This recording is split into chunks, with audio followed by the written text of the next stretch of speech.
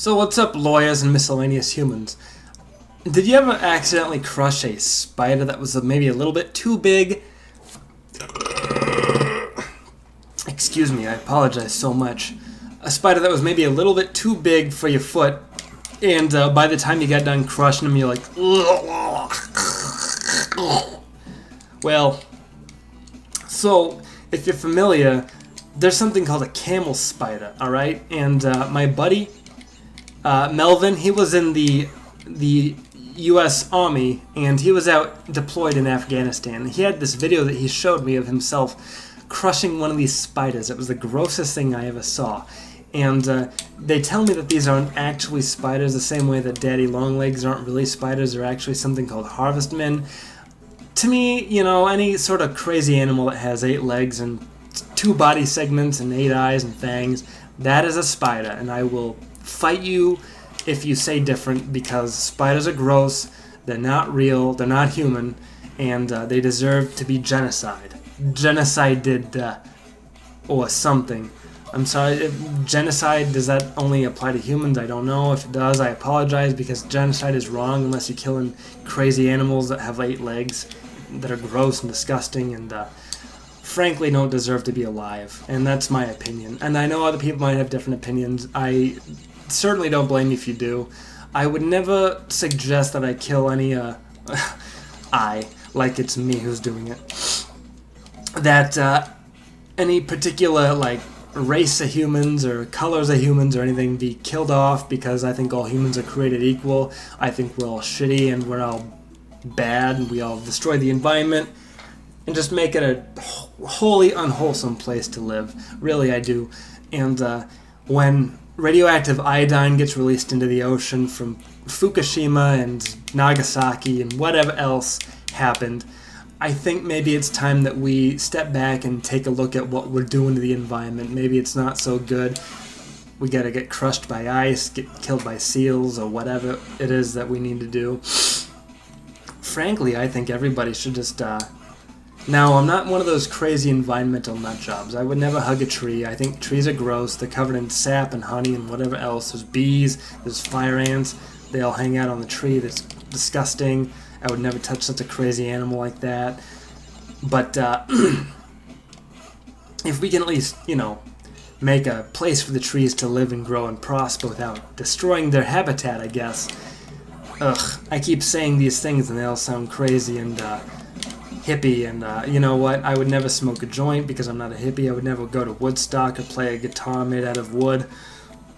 A guitar made out of vinyl with humbucker pickups. That's what I'm talking about. That's what Gibson and Epiphone and Fender make, and they make real good guitars. They do make acoustic guitars, but I would never play an acoustic guitar because I think that reminds me too much of Simon and Garfunkel. And Simon and Garfunkel, they might have had some good hits back in the day, but they really talked about things that I just didn't care once or twice or 3 times about, and that's what really makes me, that's what really gets me as a patron of the arts, I guess you could say.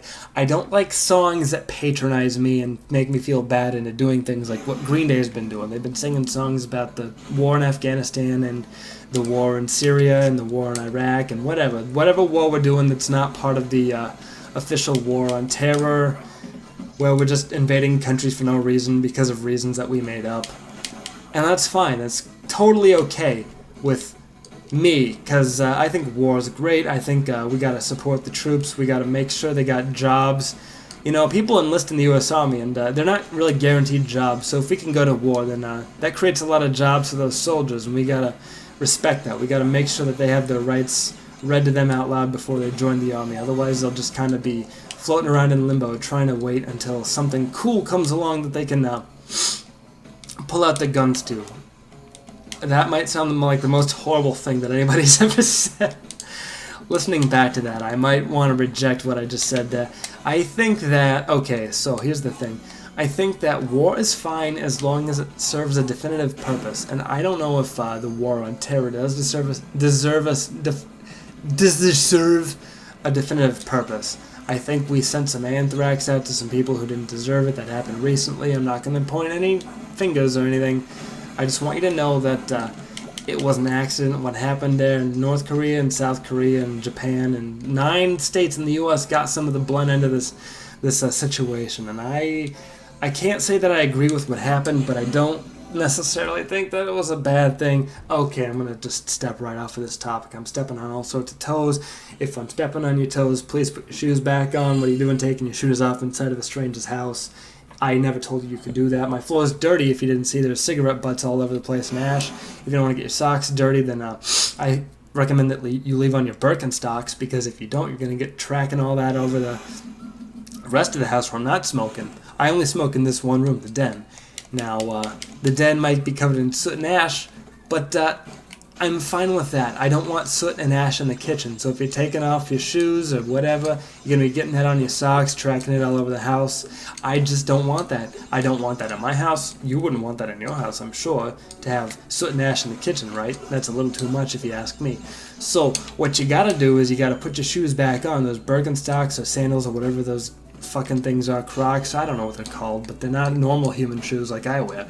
I wear just, like Nikes, like tennis shoes, and that's what I wear every day. I wear them all the time, and they're comfortable. They allow me to run whenever I need to run. I don't need to run that often, but if I do need to run, then I can run whenever I want to. And don't you see how that would be a good thing? You can't see how that would be a good thing. So if you're wearing like Converse, Chuck Taylor high tops, you can't be running pretty much ever, because if you do, you're going to hurt your feet. Those things hold in, okay, so those Chuck Taylors, basically they hold in cold air and they hurt your feet. They constrict your blood flow, they make your feet cold, and they cut off circulation. Your feet turn purple, they fall off, they die, you get jaundice, right? So I can't see why you'd want that. You got to make sure you're taking care of yourself, and if I gotta remind you that maybe what you're wearing on your feet is a bad thing, then maybe you got to just re-evaluate your entire wardrobe. You got a whole bunch of shoes in there that you'd be wearing, and you're wearing those shitty high top Chuck Taylors or whatever they're called. They're not even the cool black ones. They're like red.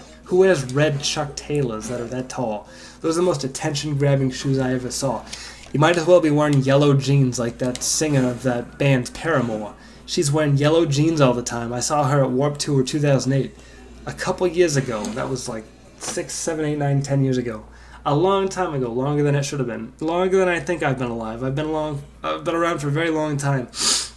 And I like to think that I'm still a kid on the inside, but I know I'm not. I know that's not true. I guess that's why I justify myself going out to Warped Tour and listening to Flogging Molly on television and the Beatles or whatever it is those Ed Sullivan fans are listening to these days. It's all good. All of it. It's all good. All music is good, and I will never contest that fact. Except for pop stars like the Bieber and the Cyrus and the Gaga. They are not what I would consider to be good. They're catchy. They sure are catchy. And I do like that Gaga song about the romance. Not a bad song, I gotta say. It's not a bad song, and I like to listen to it. Sometimes it pumps me up, sometimes it gets me in a sour mood if I'm maybe on edge that day and I got something going on with my lady life, my love lady life with the ladies and the love. And it just makes me think of myself and how I present myself around the ladies, and how maybe the ladies need to treat me better, and how maybe I need to treat the ladies better, because I'm just a human, man. We all make mistakes. Humans, men, women, children, dogs, cats. We all make mistakes. All of us humans. So if you maybe got a second or two, just think to yourself, maybe what I'm doing isn't so great, right? So if you're treating your lady friend wrong, make sure you treat her right. She deserves it. If you're treating your man friend wrong, make sure you treat him right. He deserves it. If you're a lady treating your lady friend wrong, that's hot. If you're a man treating your man friend wrong, that's gross. Please stop. God doesn't like that. That's not what God is all about. I'm joking, of course. But yeah, love is a two-way street. You gotta give and you gotta take. And if you got a partner who's not willing to give, or if you're not willing to take, then it becomes like a one-way street. And relationships don't work that way. You got to make them work like humans, like rational adult humans. And that can be difficult. I know it can. I've been there. I used to be a teenager, and teenagers are notorious for having difficult love lives. Have you ever seen the movie Role Models? The kid, Augie, he likes a girl, and the girl doesn't like him back, and he spends the whole movie trying to get her attention, and then he finally does, and then she likes him for what he is instead of what he's trying to be. And you know what? If a girl doesn't like you for who you are instead of who you're pretending to be, then she's not really a girl that's worth having around. And that's not just me talking. That's years of experience, fellas. That's years of pardon me so much. That's years of regret and abuse and all sorts of negative emotions that are associated with having sour relationship issues. So if you're in such a position, make sure you either consult like a counselor, like a relationship counselor or whatever. They can help you out a whole lot. They know what they're talking about. They've been doing this for a long time. They can help you out. They've been doing this. They get paid to do this. Actually, they get paid to tell you what to do. I wish I got paid to tell you what to do, but unfortunately, I just get paid to be told what to do, and that's not really a problem because that's how most people live their lives. But if you're not okay with that, then you have to learn how to be okay with that if you want to be an adult in the working world like I am. Now, many adults like to pretend that one day things will be different, but I know that they won't be because I've been working in the real world for a while now, a couple of years, and let me tell you, everything is not as happy and jolly and peachy as you would have liked to think it would have been growing up as a kid. You want to be a scientist or a paleontologist or an archaeologist or a cosmetologist or a hairstylist or whatever it was you wanted to be when you were growing up. You're not that now, and you're never going to be unless you're still in school making an honest attempt at becoming whatever that was. Now, I don't want to tell you that what you're doing is stupid or wrong or whatever. I'm just here to tell you that you gotta make sure that what you're doing is practical. It's all about being practical, let me tell you. If you're not being practical, then you gotta... Hold on just a second here. If you're not being practical, then what are you being? You're dreaming, right? And there's nothing wrong with dreaming, but you also have to live in the real world.